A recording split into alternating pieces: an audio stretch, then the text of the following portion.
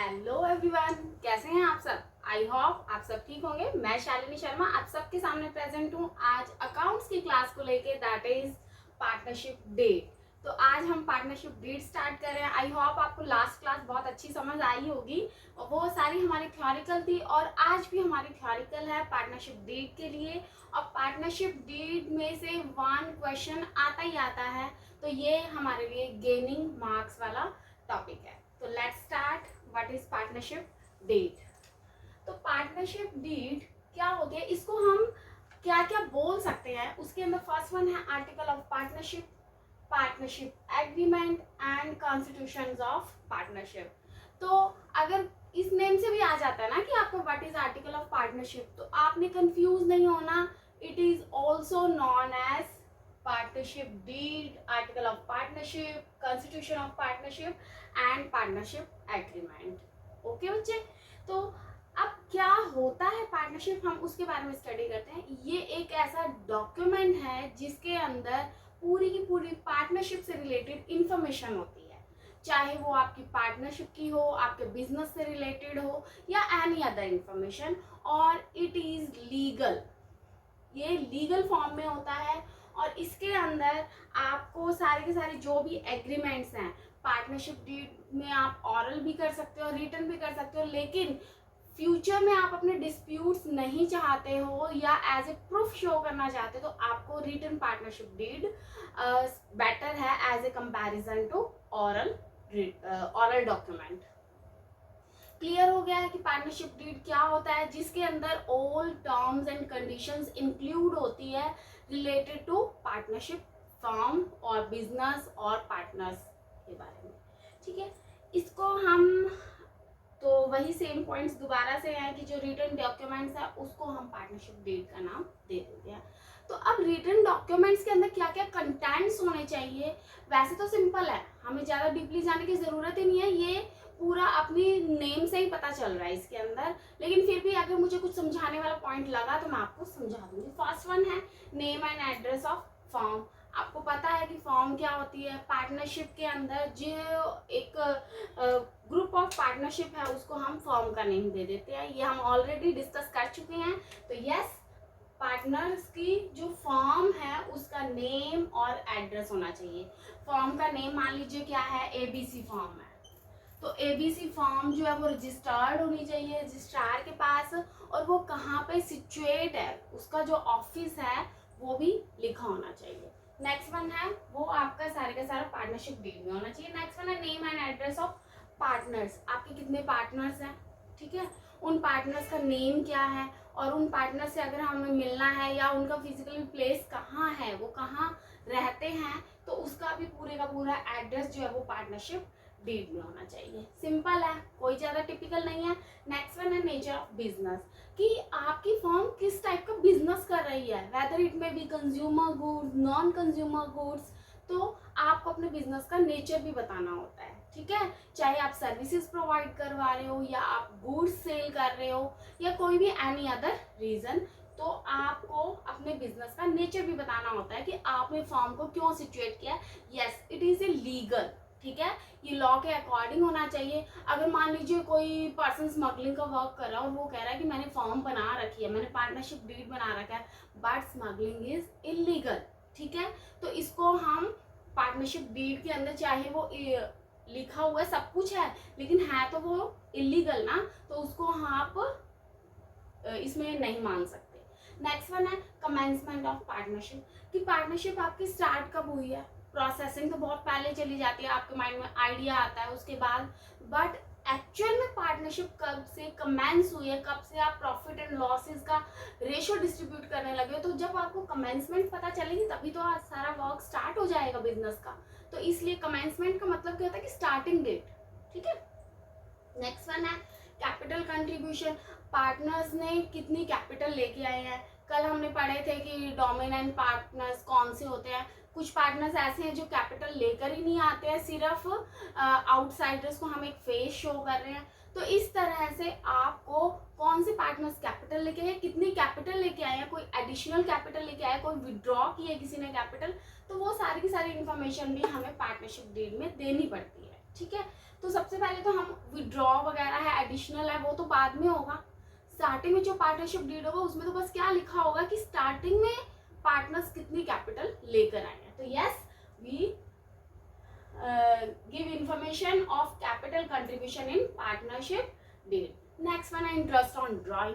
अब ड्राइंग क्या होता है, जो कोई पार्टनर अपने पर्सनल यूज के लिए फर्म में से चाहे वो कैश निकाल ले, या आप जिस टाइप का बिजनेस कर रहे हो वो बिजनेस में से वो गुड्स को निकाल देता है, तो वो चीज होती है आपकी ड्राइंग।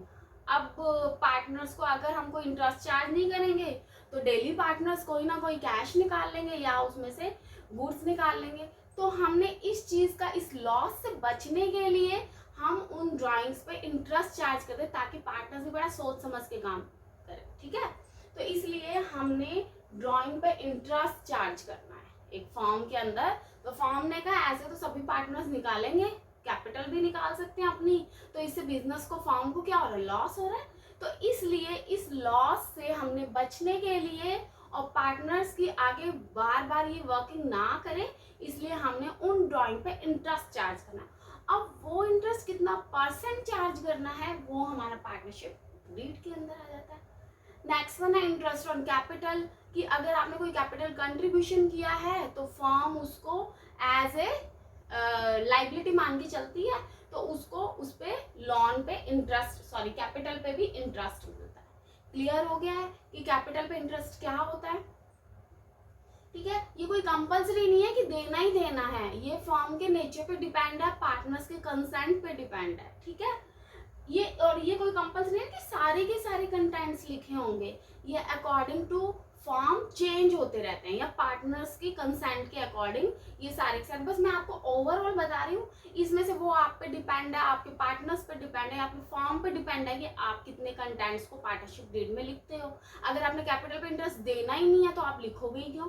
ठीक है, नेक्स्ट वन है इंटरेस्ट ऑन लोन। ये मस्ट होता है, अगर किसी पार्टनर ने आपकी फर्म को लोन प्रोवाइड किया है तो वो लोन पे हमें इंटरेस्ट देना ही देना होता है। हम कौन है यहाँ पे, फर्म है, फर्म को इंटरेस्ट देना ही देना है। और एक इम्पॉर्टेंट पॉइंट है कि चाहे प्रॉफिट हो या लॉस हो, फर्म को लोन पे इंटरेस्ट देना ही देना है। लोन लॉस की कंडीशन में भी फर्म को इंटरेस्ट देना पड़ेगा पार्टनर्स को। नेक्स्ट वन है profit sharing ratio. Profit sharing ratio कि जो भी प्रॉफिट हुआ है वो पार्टनर्स में किस रेशियो में डिस्ट्रीब्यूट होगा, that is known as profit sharing ratio. Clear है। अब प्रॉफिट शेयरिंग रेशियो इक्वल भी हो सकता है, कोई और एग्जांपल दे देती हूँ, जैसे 3:2:1 की फॉर्म में भी हो सकता है अगर आपके 3 पार्टनर्स हैं तो। नेक्स्ट वन है 5:4:3 की रेशियो में। तो ये आपके एग्रीमेंट पे डिपेंड होता है कि आप किस रेशियो में कर रहे हो। कई इक्वली भी डिस्ट्रीब्यूशन कर देते हैं, कैपिटल के कंट्रीब्यूशन पे भी डिपेंड करता है, अगर किसी ने ज़्यादा कैपिटल किया तो उसको प्रॉफिट शेयरिंग रेशियो भी ज़्यादा मिलेगा। ठीक है, नेक्स्ट वन है सैलरी एंड कमीशन। हाँ जी, आप पार्टनर्स को सैलरी दे रहे हो कि पार्टनर्स को मोटिवेट करने के लिए, या कोई भी रीज़न हो सकता है। ठीक है, तो पार्टनर्स को सैलरी मिल रही है या कमीशन मिल रहा है। और एक ये बात ध्यान रखिएगा कि सारे पार्टनर्स को कोई कंपलसरी नहीं है कि सैलरी मिले और कमीशन मिले। ठीक है, जैसे हमने कहा था एक्टिंग बाय ऑल और एनी वन ऑफ ऑल, कि अगर कोई एक पार्टनर कर रहा है या 2 पार्टनर्स मिलके काम कर रहे हैं सबके बिहाफ पे, तो उन पार्टनर्स को थोड़ा कंपनसेट करने के लिए हम उनको सैलरी दे देते हैं या हम उनको कमीशन दे देते हैं।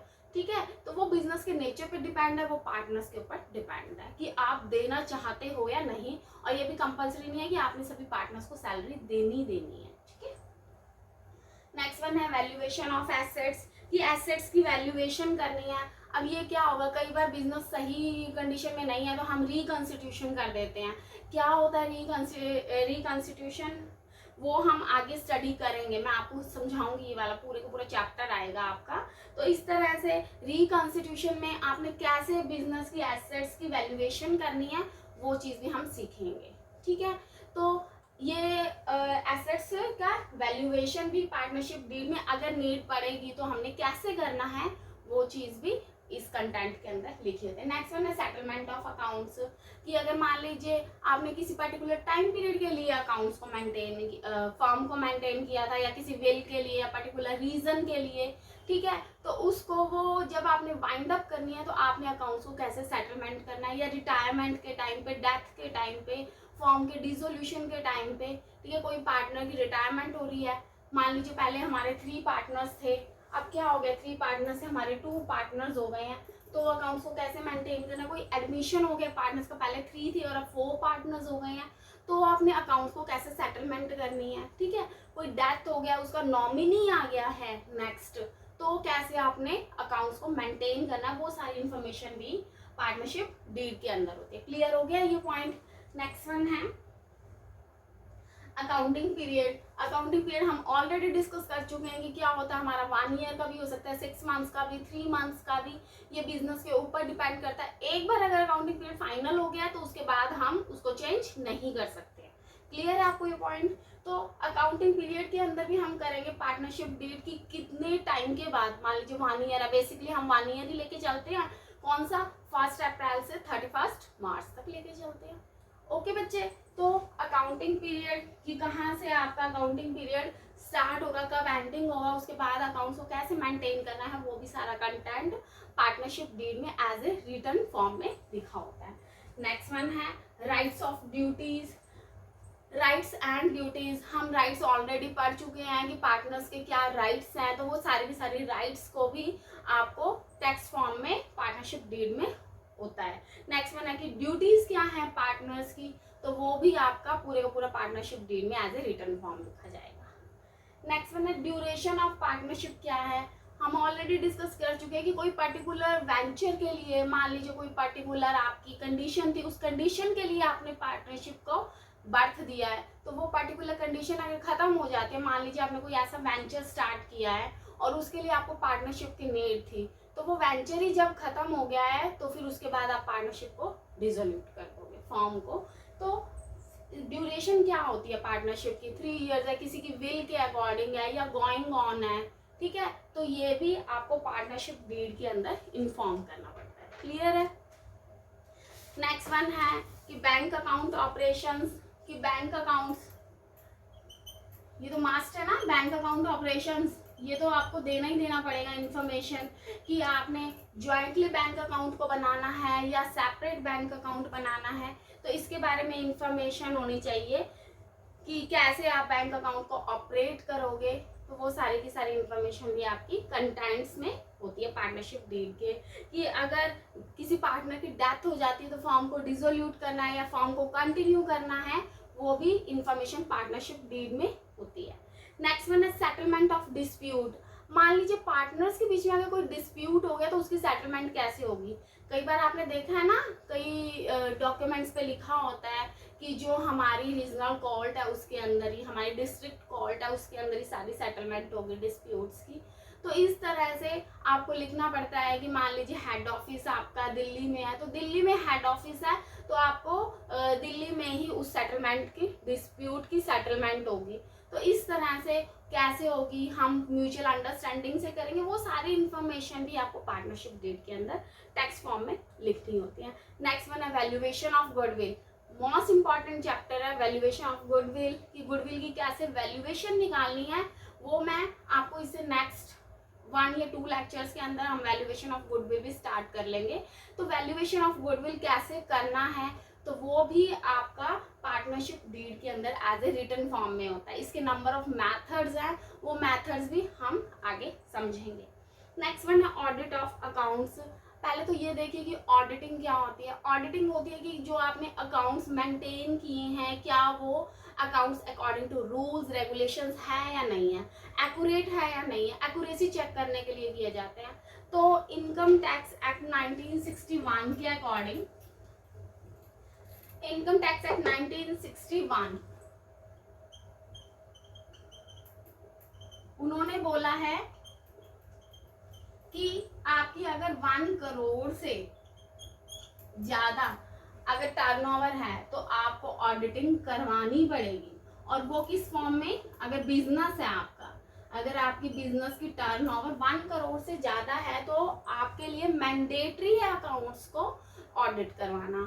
और आपकी अगर 25 लाख से ज़्यादा है इन प्रोफेशन, आप कोई प्रोफेशन में हो और अगर आपके 25 लाख से ज़्यादा है टर्नओवर, ठीक है, तो भी आपको ऑडिटिंग करवानी पड़ेगी, तब ये मैंडेटरी हो जाती है। ओके बच्चे, मैंडेटरी का मतलब क्या होता है? कंपलसरी, ठीक है। अगर इससे नीचे है तो आपके लिए कोई कंपलसरी नहीं है, अगर आप चाहते हो तो आपके अकाउंट्स की ऑडिटिंग होगी। बट अगर ये वाली कंडीशन हो जाती है कि बिजनेस के अंदर अगर आपकी टर्नओवर 1 करोड़ से मोर देन है तो आपको ऑडिटिंग करवानी पड़ेगी। और नेक्स्ट में है अगर आपकी मोर देन 25 लाख है इन प्रोफेशन तो भी आपको अपने अकाउंट्स को ऑडिट करवाना होगा। ओके, नेक्स्ट वन है लोन फ्रॉम पार्टनर्स।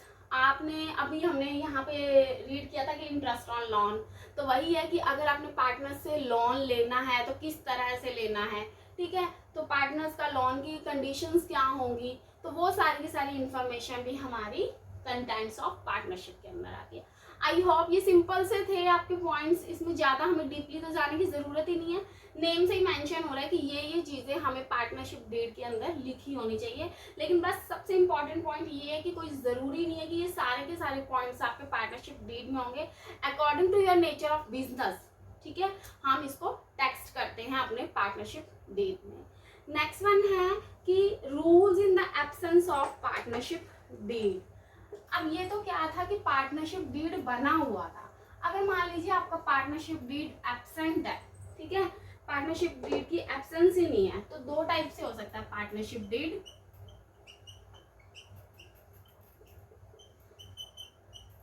एक तो क्या होता है एब्सेंट ही है, एक है साइलेंट। एब्सेंट में तो आपको नेम से ही पता चल रहा है कि पार्टनरशिप डीड है ही नहीं, ठीक है। लेकिन साइलेंट का मतलब क्या होता है? चुप रहना। तो इसका मतलब कि पार्टनरशिप डीड तो बना हुआ लेकिन उसके अंदर आपको कोई भी प्रोविजन नहीं दिए गए हैं, सिर्फ नेम का पार्टनरशिप डीड है बट कोई भी प्रोविजन नहीं है, तो उसको हम बोल देते हैं that is silent partnership deed. Okay, clear है। अब मेन पॉइंट आ जाता है कि अगर पार्टनरशिप डीड एब्सेंट है तो आपको क्या क्या चीजों का ध्यान रखना होगा। प्रॉफिट शेयरिंग रेशियो के बारे में बात कर लेते हैं। फर्स्ट वन कि जो प्रॉफिट शेयरिंग रेशियो है पार्टनरशिप डीड के अंदर, उसमें तो क्या था, अगर पार्टनरशिप डीड है तो अकॉर्डिंग टू या कंसेंट या जो भी पार्टनरशिप डीड के अंदर इंफॉर्मेशन दी हुई है हम उस फॉर्म में करते हैं। बट यहाँ पे क्या है, एब्सेंट या पार्टनरशिप डीड बना ही नहीं हुआ है। जब पार्टनरशिप डीड बना ही नहीं हुआ तो हमारे पास कोई पर्टिकुलर रेशियो तो है ही नहीं, तो पार्टनर्स जो प्रॉफिट्स हैं वो डिवाइड करेंगे इक्वली। क्लियर हो गया है कि इक्वली पार्टनर्स अपने प्रॉफिट्स को डिवाइड करेंगे in the absence of partnership deed. Next one है कि interest on drawing, interest on capital, ये चीज़ें भी पार्टनर्स को नहीं मिलती है पार्टनरशिप डीड की एब्सेंस में, कि उन्होंने चाहे कितना भी कैपिटल कंट्रीब्यूशन किया हो लेकिन अगर आपका पार्टनरशिप डीड नहीं बना हुआ है तो उन्हें ना तो कोई कैपिटल पे इंटरेस्ट मिलेगा ना ही उन्हें कोई ड्रॉइंग पे इंटरेस्ट देना है। नेक्स्ट वन है कि हाँ, लोन पे होगा, चाहे आपका पार्टनरशिप डीड एब्सेंट है बट लोन पे आपको 6% पर एनम से इंटरेस्ट देना पड़ेगा उस पार्टनर को, और चाहे वो आपके लिए बिजनेस में चाहे लॉस ही हो बट लॉस की फॉर्म में भी आपको इंटरेस्ट देना पड़ेगा उस पर्टिकुलर पार्टनर को जिसने आपको लोन प्रोवाइड करवाया, आपकी फर्म को लोन प्रोवाइड करवाया। क्लियर हो गया है। नेक्स्ट एक कई बार ये भी हो जाता है लोन ऑन एडवांसेस, तो इंटरेस्ट ऑन एडवांसेस, एडवांस का मतलब क्या होता है कि लोन दिया हुआ है, तो कंफ्यूज मत हो जाना कि अगर इंटरेस्ट ऑन एडवांस लिखा हो तो इंटरेस्ट ऑन एडवांस का ही अदर नेम है interest on loan. Next one है रेम्यूनरेशन टू पार्टनर्स, पार्टनर्स को कोई भी रेम्यूनरेशन नहीं देंगे, सैलरी कमीशन कुछ नहीं मिलेगा in the case of absence of partnership deed. Clear है, सिंपल सा पॉइंट है, कुछ नहीं करना है इसके अंदर, आपको बस एक ही पॉइंट का ध्यान रखना है कि यहाँ पे हमें लोन पे इंटरेस्ट पे करना है at the rate of 6% per annum. यहाँ पे मैं पर एनम बोल रही हूँ, पर मंथ नहीं बोल रही हूँ, तो प्लीज इस चीज का भी आप ध्यान रखिएगा कि पर एनम 6% हम लोन पे इंटरेस्ट देते हैं। क्लियर है बच्चे। नेक्स्ट वन है कुछ और प्रोविजंस हैं वो आपको ध्यान में रखिए। पार्टनरशिप डीड के अंदर ही है ये प्रोविजन।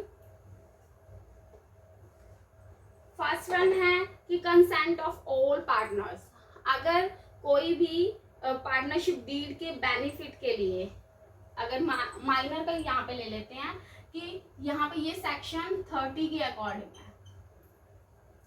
सेक्शन 30 क्या कहता है? सेक्शन 30 कहता है कि अगर आपने कोई माइनर को अपनी पार्टनरशिप में एडमिशन दिलवाना है तो उसके लिए सभी पार्टनर्स की कंसेंट कंपलसरी है। तो ये चीज़ तो यस हमने ऑलरेडी डिस्कस की है कि सभी पार्टनर्स की कंसेंट की हेल्प से ही हम किसी भी माइनर को अपनी पार्टनरशिप फॉर्म के अंदर एडमिट कर सकते हैं। ठीक है, तो वो कौन से सेक्शन के अंदर आएगा? सेक्शन 30 के अंदर आएगा। तो प्लीज थोड़ा सेक्शंस का भी ध्यान रखिएगा क्योंकि कई बार क्वेश्चन सेक्शन में से भी आ जाता है।